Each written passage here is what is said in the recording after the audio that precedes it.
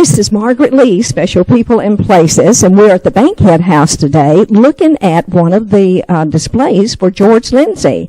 And we are just honored to be talking to Joe McClooney, that was the Chamber of Commerce. We're talking about your Chamber of Commerce days. Well, I was the Executive Vice President of the Chamber, and this is my granddaughter who's living with me now, Jenny Sales from Reno, Nevada.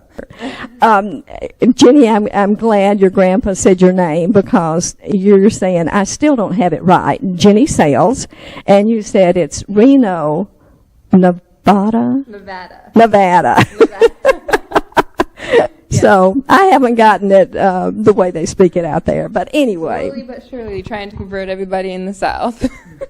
And Joe is just showing his granddaughter this beanie here. Tell us the story on.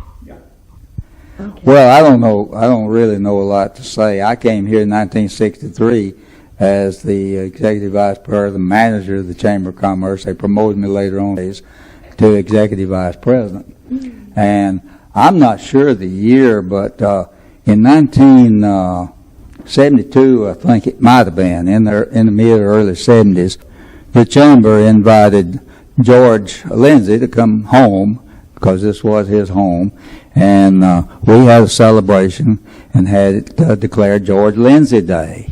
And during that celebration, I think he and his wife stayed 2 nights, I'm not sure. And Jenny's mother worked at the Chamber part of the time, but that she was still in high school. But either she or her older sister, Sandra, went with the limousine to pick him and Joy up at the airport in Birmingham. So they had more stories than I could have. He stayed, I think, a couple of days, and I don't remember for sure that he gave me this cap during that meeting, but he was on the Andy Griffith Show at that time, I believe. And this was one of the caps that I'm sure was worn on that show. It looks like it was worn. And I've had it for now at least long years. I think it was 72. I'm not positive. I'm just sorry he's no longer with us, but I'm so glad you hung on to that, Joe. Well, he was a great entertainer, and I've had it stuck back in the top of the closet. But when they had that little glass, whatever it is, made to supposedly look like him, they asked him to give them a beanie. He said he didn't have one, but he got a little piece of felt and made one, because it looked pitiful. I came up here and saw it, and I went back home and dug mine out of the closet, brought it up here and gave it to him on loan. I didn't actually donate it. I just told him I could borrow it, because I didn't know but what one of my children might want it sometime. Absolutely. But I thought they needed a real beanie here, a real cap.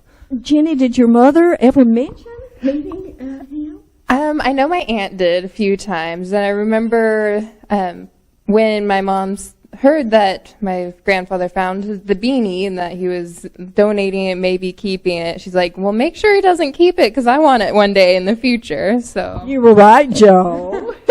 So she has dibs on it. I don't know what for, because I've been cleaning her house with all sorts of. Well, it's a great memory. My goodness. We had a lot of fun that day celebrating Lindsey Day and that chamber that night, and made the presentations and so forth.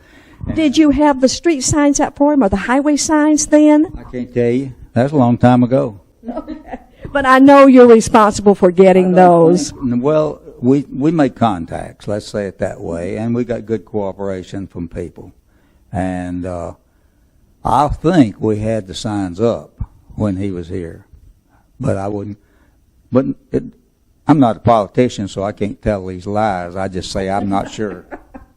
Okay. But Joe, then you had a great night, though, with him. Oh, yes, very, very definitely. We had a lot of fun. I hope he did. I'm sure he did. He said he enjoyed it. Of course, we carried him back to the airport, and they flew back to California. And that was before he got quite as popular as he has been in the latter part of his life. But he was already coming up pretty fast. I remember when I first came into Jasper over the summer, and we went over to the Bankhead House because they had this exhibit going on. And we walked upstairs, and there on this little newspaper article, it was talking about George Lindsey Day. And so Grand Joe, he walked over to it, and he's looking at it and reading. He's like, Jenny, come over here. Does this person look familiar to you?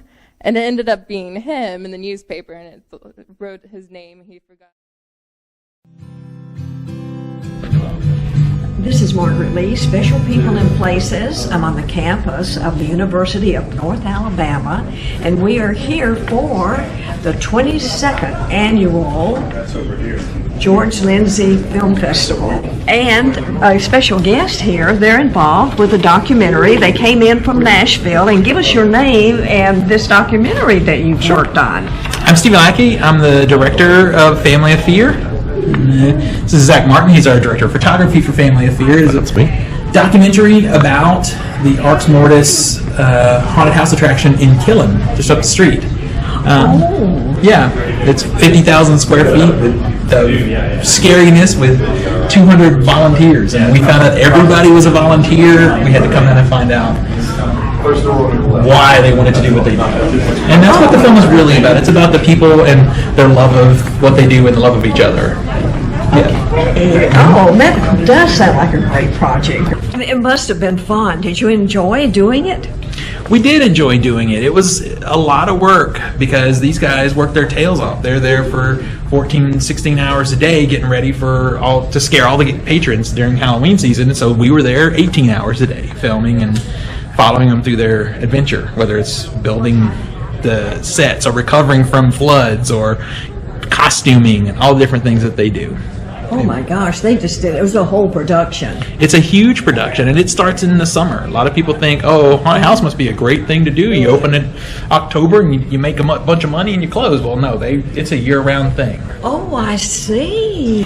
The photography, I know you had a ball with this. Oh yeah, there was a bunch of planning because, I mean, typically when you think of a lot of documentary projects, you think of well-lit environments. Well, now you're in an environment that is not very lit, hardly at all. So finding a camera, night vision cameras especially optimized for that sort of environment whilst trying to be as least intrusive as possible was our goal. And we shot and mastered the film in 4K, which was an interesting process within itself, but it was always a challenge to try and not disrupt the goings-on inside the haunt while trying to get that information, trying to blend into the background as customers came through and get all that information. Our pre-production was 2 years. We were in 2 other haunted houses practicing, learning, figuring out what equipment to use, everything, before we came down here and shot. So it was big. It was a big undertaking for us. Yeah.